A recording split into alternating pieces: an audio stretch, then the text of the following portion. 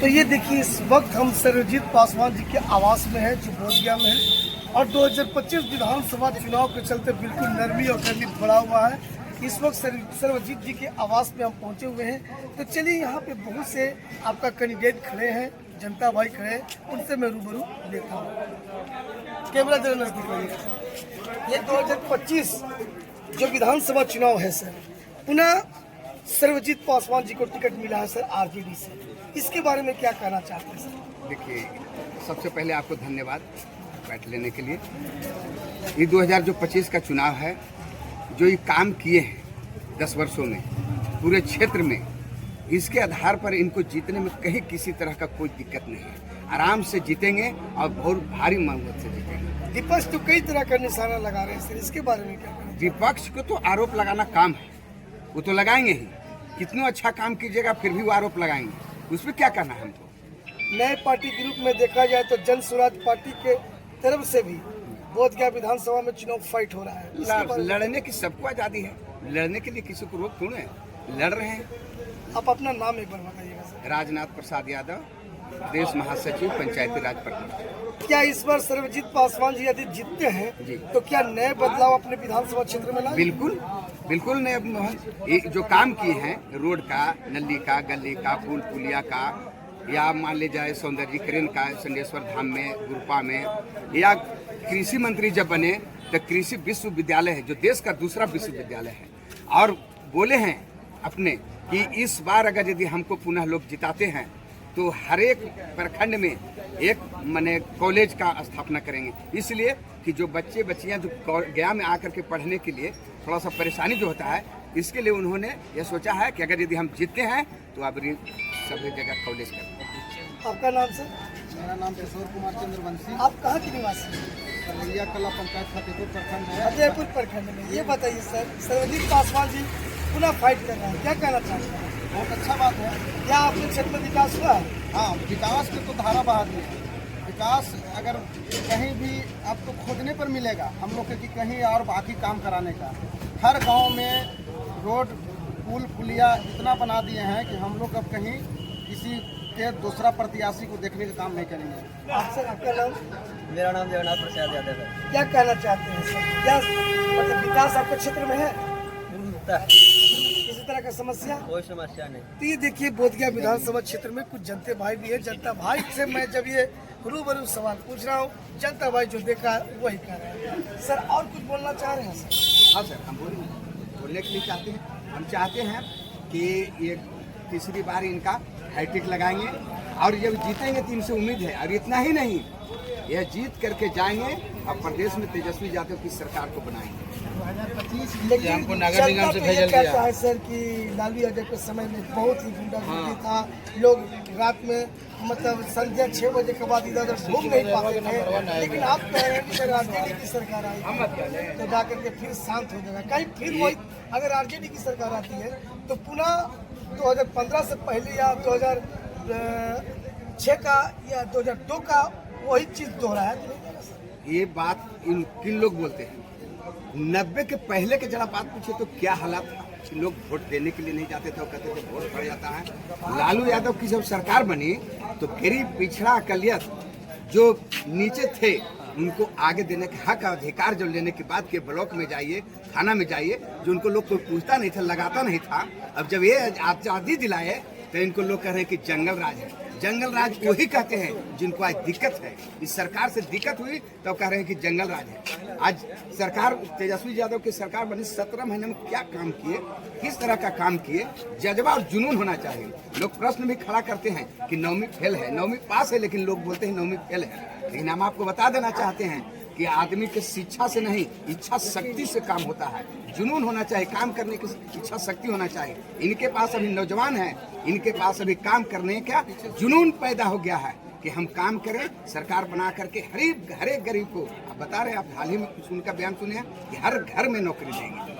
अच्छा, ये पॉसिबल है सर कि हर घर में नौकरी मिल सकती है? मिलेगा, जिस घर में नहीं है उस घर में। जी, यहाँ तो सवाल हर घर का हो गया। हर घर का मतलब कि जिस घर में नौकरी हो चाहिए, जिस घर में नहीं उस घर में भी हम देंगे। अच्छा, ये बताइए सर, अभी बिहार सरकार और केंद्र सरकार महिलाओं के खाते में 10-10 हजार रुपया दे रही है, इससे कोई फर्क नहीं है।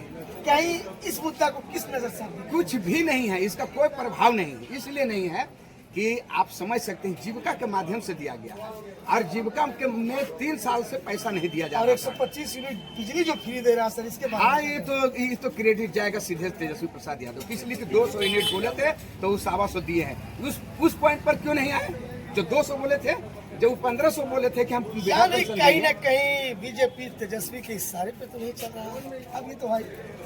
तो यानी कहने का अर्थ है सर, तेजस्वी जी पहले ऑफर दिए थे, उसके बाद केंद्र सरकार और बिहार सरकार ने सोच पूरे बिहार में घुर के बोले थे कि हम महिलाओं को 2500 रुपया देंगे हर महीना, 200 यूनिट बिजली फ्री देंगे, 500 में सिलेंडर देंगे, वृद्धा पेंशन विधवा पेंशन वो हम 1500 करेंगे।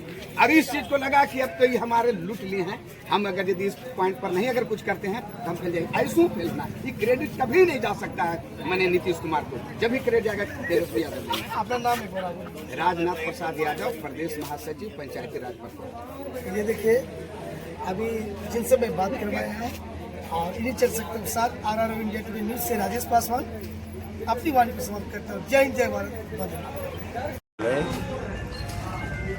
हमारे ऊपर भरोसा जताया। हम लोग एक दलित परिवार से आते हैं और मेरी जो ईमानदारी है और जो जनता की सेवा की जो भावना है, 10 वर्षों में भगवान बुद्ध के पवित्र धरती पर यहाँ के तमाम बोधगया विधानसभा के तमाम युवा साथी, अकलियत के भाई, चाहे वह किसी जाति धर्म के लोग हों, चाहे वह शिक्षक हों, सरकारी कर्मचारी हों, अधिकारी हों, सभी समाज के लोगों ने मुझे अपार प्यार और स्नेह दिया। शायद मेरी ये ईमानदारी और जो काम करने का जो हमारा तरीका है, शायद उस पर तीसरी बार भी वो, मतलब चौथी बार जो हम लड़ रहे हैं, 3 बार तो MLA यहाँ के लोगों ने बनाया है, चौथी बार भी प्यार और स्नेह मुझे मिलेगा। और ये प्यार और स्नेह हमारी जो मेरी लगातार कोशिश रही है आपस में भाईचारा स्थापित करने का। अभी आप देखेंगे कुछ दिन पहले लगातार लोग कोशिश कर रहे थे लोगों को जमीनी स्तर जाके भड़काने का, लेकिन मैं शुक्रिया अदा करता हूं बोधगया के तमाम उन साथियों को जिन्होंने काम को पसंद किया। आप कल्पना करिए कि जो व्यक्ति रात दिन मेहनत करके 400 गांवों में सड़क हो, ग्रिड हो, ट्रांसफार्मर हो, नहर हो, आहार हो, पोखर हो, एक जनप्रतिनिधि के हैसियत से लोगों ने मुझे जो अपार प्यार दिया है, हम उसके लिए बोधगया विधानसभा के तमाम, चाहे वो माँ, बहू, बेटी हो, चाहे मेरा भाई हो, चाहे सभी जनप्रतिनिधिगण हो, चाहे वो पंचायत समिति हो, पैक्स के अध्यक्ष हो, जिला पार्षद हो, मुखिया हो, पार्टी के पदाधिकारी हो, महागठबंधन के सभी साथीगण हो, सब लोगों ने जो मुझे प्यार स्नेह दिया, आज उसी का फल है कि राष्ट्रीय जनता दल ने फिर से मुझे बोधगया विधानसभा से उम्मीदवार बनाया है। और मैं पूरे भरोसे के साथ कहता हूँ कि बोधगया विधानसभा एक ऐतिहासिक विधानसभा है, आगे रहेगा और यहाँ के सभी जाति धर्म के लोग मिल करके हमारे प्रति प्यार और स्नेह दिखाएंगे और मुझे फिर से वहाँ पहुँचाएंगे। दीपावली और छठ के लिए सर जनता को क्या संबोधित करें? और इस बात को समझिएगा, अगर मेरी ईमानदारी नहीं होती तो आज हमारे ऊपर कुछ न कुछ तो आरोप जरूर लगता। मैं गर्व के साथ कह सकता हूं कि पूरे विधानसभा के किसी भी व्यक्ति ने हमारे ऊपर किसी भी प्रकार का कोई आरोप नहीं लगाया। यही तो हमारी पूंजी है ईमानदारी की। और जो राष्ट्रीय जनता दल ने, जो गरीबों ने जो मुझे शिक्षा दिया, संस्कार दिया, राष्ट्रीय जनता दल क्या है? एक समाजवाद का पाठशाला, जहां से समाजवादियों का विचारधारा जमीन तक पहुंचती है। हम उसी स्कूल के स्टूडेंट हैं, जहां से भाईचारा स्थापित करने का संदेश भेजते हैं। आपके माध्यम से तमाम बोधगया विधानसभा के सभी जाति धर्मों के साथियों से अपील करेंगे कि आपका जो विचारधारा हो वो हमेशा विकास के साथ जुड़ा रहे। इसी विनती के साथ फिर से एक बार दीपावली का, छठ का, तमाम जितने हमारे हिंदू भाई, मुसलमान भाई, सिख भाई, ईसाई भाई, जितने लोगों का जो भी पूजा त्यौहार होगा, तमाम लोगों को मैं अपनी ओर से शुभकामना देता हूँ। ईश्वर से प्रार्थना करता हूँ, अल्लाह से दुआ करता हूँ कि इस विधानसभा में और पूरे बिहार में भाईचारा स्थापित रहे और नौजवानों के लिए जो तेजस्वी यादव ने घोषणा किया है कि हर घर से एक लड़का को नौकरी मिलेगी, मैं फिर से एक बार आपको वचन देता हूं कि जिस दिन राष्ट्रीय जनता दल की सरकार बिहार के युवा बनाएंगे, सभी जाति धर्मों के लोग मिलकर बनाएंगे, उस दिन हर घर से एक युवाओं को नौकरी होगी। और ये जो हमारी दीदियां हैं, ये सभी दीदियों के खाते में हर महीने हर परिवार को 2500 रुपया मिलेगा। ये कमिटमेंट है हमारे नेता का। उसी कमिटमेंट के साथ हम जनता के बीच में जाएंगे। बहुत बहुत धन्यवाद। सर,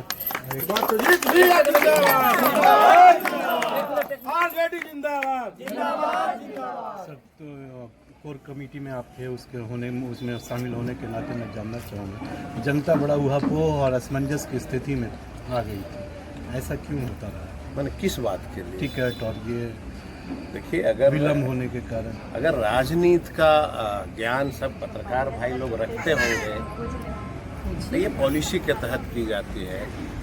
ये सार्वजनिक नहीं किया जाता है जल्दी से, ताकि लोगों को यह पता चल जाए। उन्हें रणनीति होती है ना एक, कि युद्ध में जब जाना है तो कौन व्यक्ति को चुना जाए जो पहलवान होगा। तो ये बड़ा इंटरेस्टिंग क्वेश्चन था आपका, लेकिन ये एक रणनीति होती है जिसके तहत सभी दल, आपने तो कहा कि बड़ा ओहो की स्थिति थी, लेकिन भाजपा में देखा है आपने, लोजपा में देखा आपने, सभी की अभी कोई पार्टियों ने प्रेस कॉन्फ्रेंस किया है क्या? नहीं किया है ना।